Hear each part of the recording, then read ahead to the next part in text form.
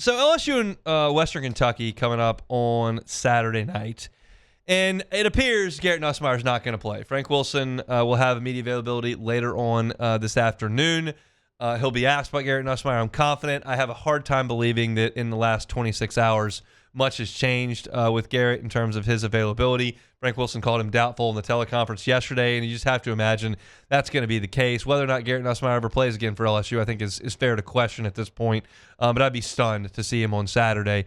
Michael Van Buren came and met the media on Tuesday, which isn't something that happens very often, especially for a backup quarterback. So it just feels like he's going to be the guy on Saturday. And as I mentioned in the first hour in my first segment, like that used to be a big deal to get to see your backup quarterback in November because that's the guy that's going to be there next year, right? Maybe.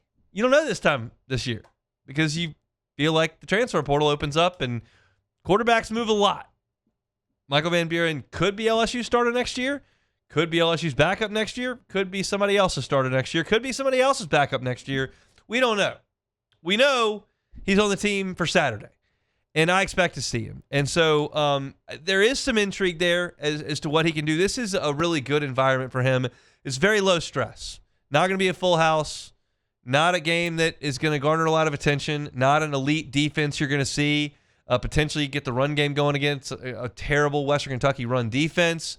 Good spot for Michael Van Buren to relax and to make some plays. And I'll be curious to watch him with the understanding that maybe the last time I watched him in Tiger Stadium. You just never really know. But he met with the media, as I mentioned, on Tuesday, and he talked about how far he's come this season. I feel like I've grown a lot, especially this season and like last season from, all the guys here, even offense and defense, and coaches in general. I feel like I learned a lot, and I've improved as a player a lot. So I just want to keep getting better each week, keep trying to do what I can to get the victory. It was an interesting decision Michael Van Buren decided to come to LSU because certainly he would have had to compete with Blake Shapen returning at Mississippi State, and Shapen was the starting quarterback last year before he got hurt and Van Buren took over. But usually when you start 8 games in the Southeastern Conference, you have earned the right to be a starting quarterback somewhere, whether that's at the place you started 8 games or wherever you want to go. And Van Buren came to LSU knowing he was going to be a backup, because Nussmeier was coming back off the second-best passing season in terms of yards in LSU history. And he decided to come here, and it stands to reason he came here to try to get a little bit better. I'm sure the NIL package had a lot to do with it as well, but came here to get better. And you come to work under Joe Sloan, who was here for Jaden Daniels and was here for Garrett Nussmeier, and at that point had a really good reputation with quarterbacks. Now, this year hasn't gone very well, and Joe Sloan's no longer employed at LSU, but Van Buren, it would stand to reason, was here to get a little bit better. And you don't know if you're going to get a chance to start a game, and then Nussmeier gets hurt, and you do, and then they asked him what he learned from his first start. I feel like I learned that I just got to come out and start faster, get the jitters out way earlier than I did, way faster than I did, and like that's really the main thing. Get the jitters out. He should have some jitters. You're starting a conference game, hadn't started a game since last November. Like, it's a tall order, especially considering the fact that he didn't really have a chance to prepare last week because, as we understand it, Nussmeier got hurt on Thursday. We only have walkthrough left after that.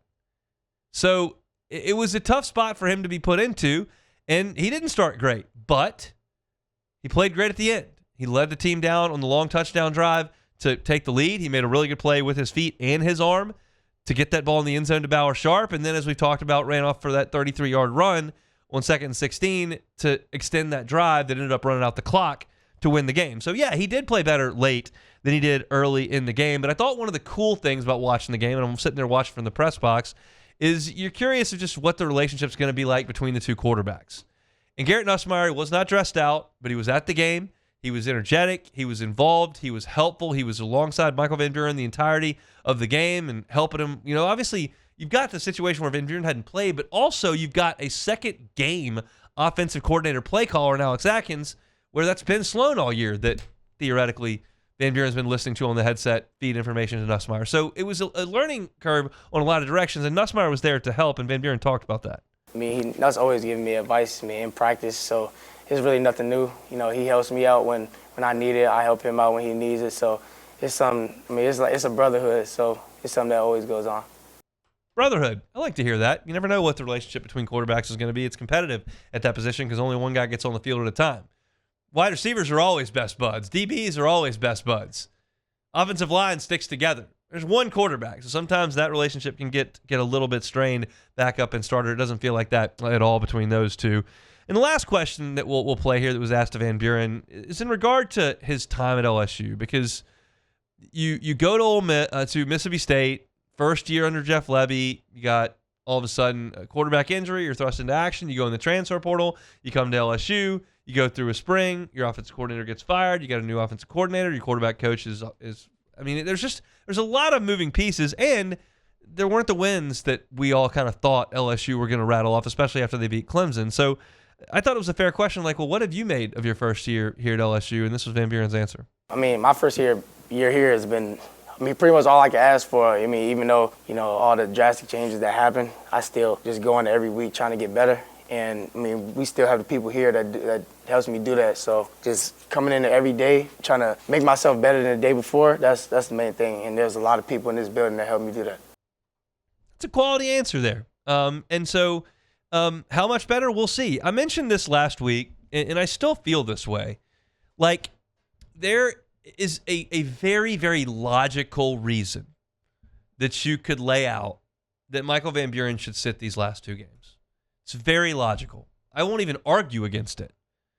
You keep that red shirt. You're not playing for anything. You keep that year of eligibility. That's earning power on the back end. Like, that's what you should do. But there's another side that I've mentioned multiple times. It's like Alex Bregman leaving the Astros. He left the Astros and he signed what was a 3-year deal with the Red Sox, but it had an opt-out in it after year one for the player. And essentially, if you can prove you're worth more money in that 1 year, you can re-hit the market, set the value. And I think Michael Van Buren's got a chance to re-hit the market after these two games. And you got to bet on yourself. You can't go out there and throw 5 interceptions, no touchdowns, and throw for 127 a game and expect that next contract to look attractive. But you go out there and carve up Western Kentucky, and more importantly, go to Norman, Oklahoma, and throw for 265 and 3 touchdowns, run for another 60 and a score, and run up 35 points on Oklahoma, all of a sudden, your market goes up. You opt out, you go see what's out there.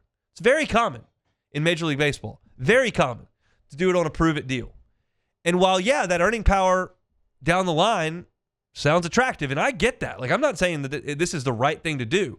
I'm just saying it's the reality. If you're going to play and you're going to burn this sophomore year of eligibility, you better put some good tape out there, play really well, so that when you go back to the negotiating table, whether that's with LSU or somebody else, you say, this is what I need in rev sharing to be your quarterback, you've got this in your back pocket. So it's a big, big spot for Michael Van Buren where, yeah, I get sitting out for a red shirt, but I also get going out there, slinging it around against Western Kentucky, beating Oklahoma, and then saying, hey, see what I got?